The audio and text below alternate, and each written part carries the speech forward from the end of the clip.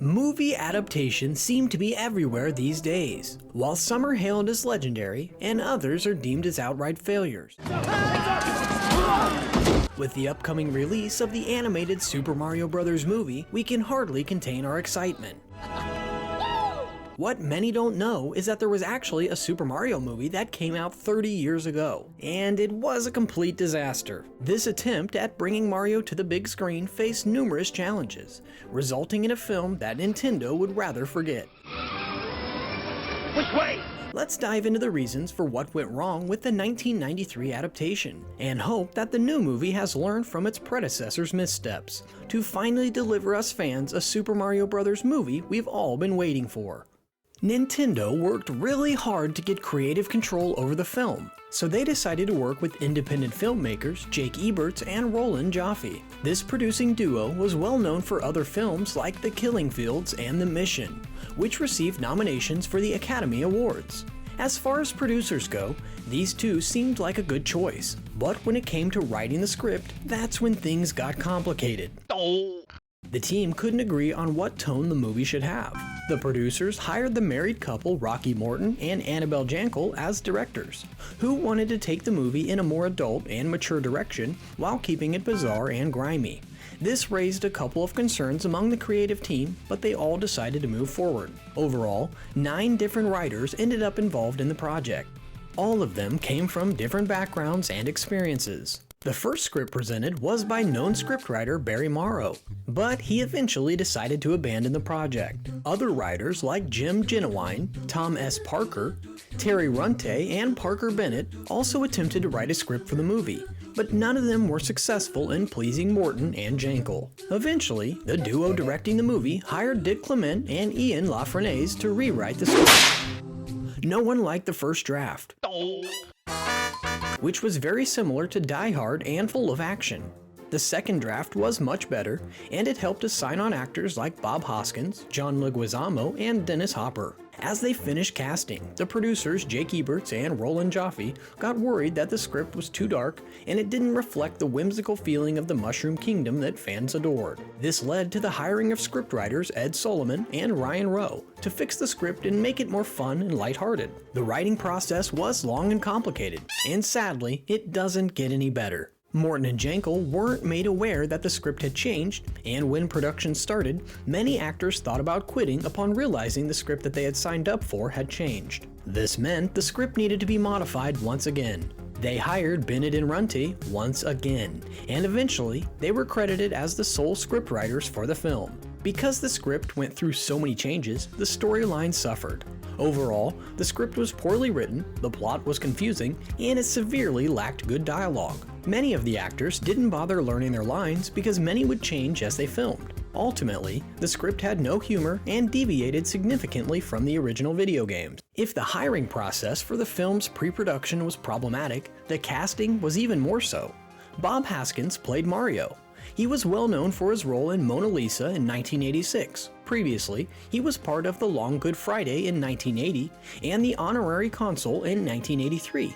He was an outstanding actor, well known for his dramatic acting. While he did other movies comedic in nature, like Who Framed Roger Rabbit in 1988, his experience felt ill-suited for the role of Mario, which required a more lighthearted and comedic take. Of course, his acting was highly affected by the poorly written script Which way? and the complicated directing while filming. Hoskins never shied away from giving his honest opinion, and in 2011, in an interview with The Guardian, he claimed the Super Mario Bros. Movie was the worst job he'd ever done. He also called it his biggest disappointment, and wished he had never done it. Another actor who suffered greatly from the bad script was John Leguizamo, who played Luigi. Leguizamo had vast experience from comedic movies and stand-up comedy. From an outsider's perspective, he seemed like the perfect type of actor to have for the movie. However, the lackluster script completely overshadowed his performance. The actors had a hard time working with Jankel and Morton. The directors would often argue with each other and give opposing directions to the actors. Hoskins and Leguizamo started drinking in order to deal with the chaos that was filming. This unfortunately led to some accidents and injuries on the set. In an interview with Entertainment Tonight back in 1993, Bob Hoskins recalled he broke his finger while filming. He also claimed he got stabbed 4 times, electrocuted, and almost drowned. Regardless of the failure of the production, John Leguizamo considers his role in the 1993 film as a breakthrough representation. In a recent interview with IndieWire, he expressed how hard the directors Annabelle Jankel and Rocky Morton fought to cast him because he was a Latin man and the studio didn't want him in a leading role. Before we move on to other elements that contributed to the failure of the 1993 movie, let us know in the comments if you've ever been stabbed 4 times, electrocuted, and/or drowned. A lousy script and problems while filming were only some of the problems the Super Mario Bros. Movie faced.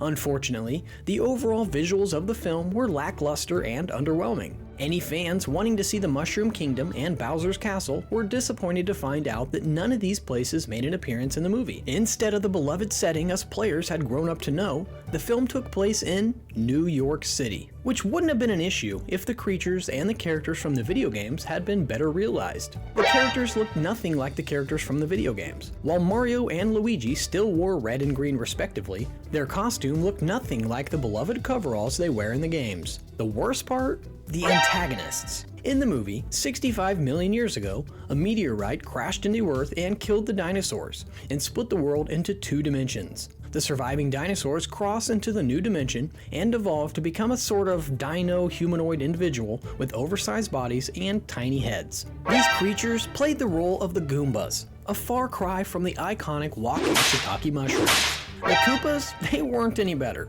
Dennis Hopper played King Koopa, the main antagonist. Fisher Stevens and Richard Edson played Iggy and Spike, King Koopa's henchmen and cousins. Their costume design was questionable, looking mostly human except for the spiky hair and elongated tongues. Oh yeah, and our fan favorite character, Yoshi, he was portrayed as a baby velociraptor. The costume design and the character choices weren't the worst part. The visual effects were really bad. Some things can be forgiven because in 1993 they didn't have the best CGI technology, but some things should have been developed better. Additionally, the setting and the world of the movie were uninspiring and uninteresting. The film lacked the whimsical and fun energy that makes Super Mario games so much fun and engaging. All in all, the visuals of the movie were sad and left much to be desired. After all the struggle and the pain this film endured, it was released on May 28, 1993.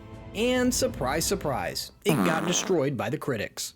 The audience hated it, and we fans of the franchise were let down because this movie looked nothing like the games that we love so much. This movie was a commercial and a critical failure. Nowadays, it is regarded as one of the worst video game adaptations ever made. It's important to keep in mind that not all the reviews were bad. Some critics praised the acting of Dennis Hopper and Bob Hoskins, Which way?